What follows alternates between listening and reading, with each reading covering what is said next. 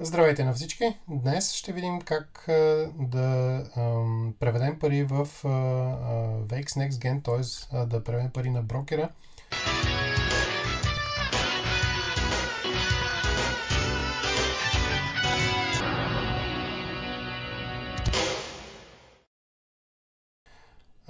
По банков път кликваме на клиент портал, след което сме в нашия акаунт, отиваме в ляво на трейдинг акаунт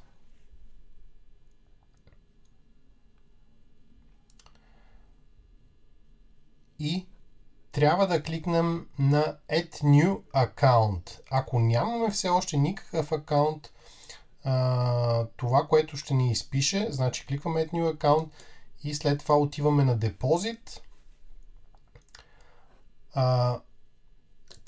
Избираме този акаунт, който сме създали в момента, кликваме на него и избираме банков трансфер.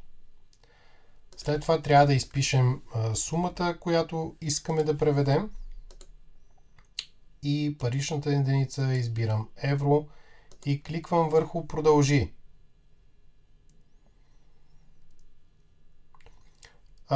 Системата автоматично ме свързва с To-Pay-For-You, процесора, който в момента използват. Ето виждате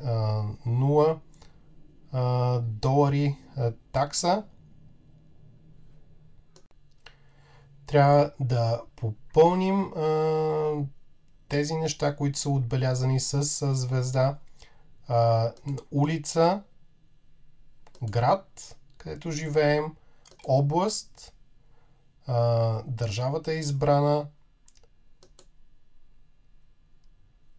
паспорт, номер и нашия телефон.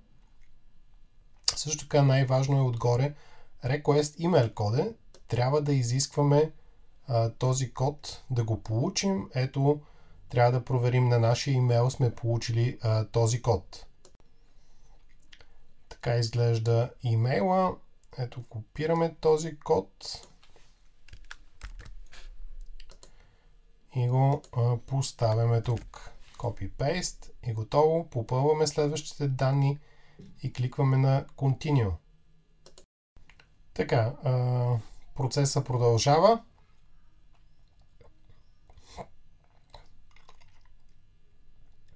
Връщаме се отново в акаунта, но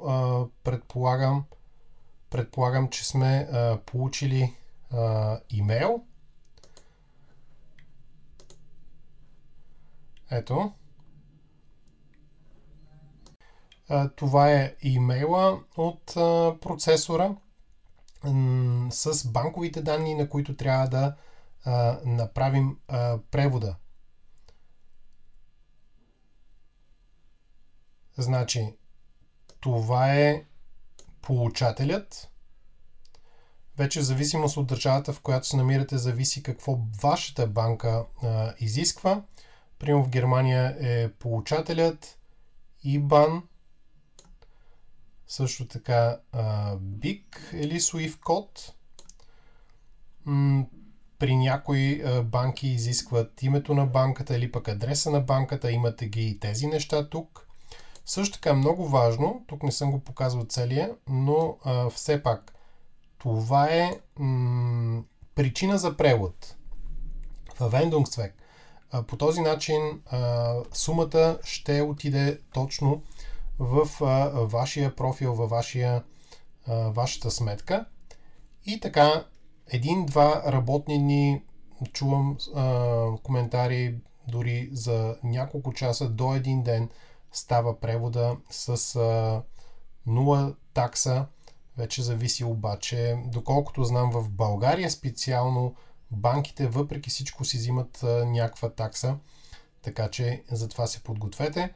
Но това беше банковия превод. В общи линии нищо сложно. Между другото, с може това да го копирате или да си препишете тези неща.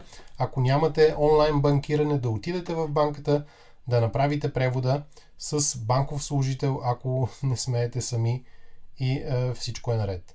Това беше от мен. До следващия път. Чао!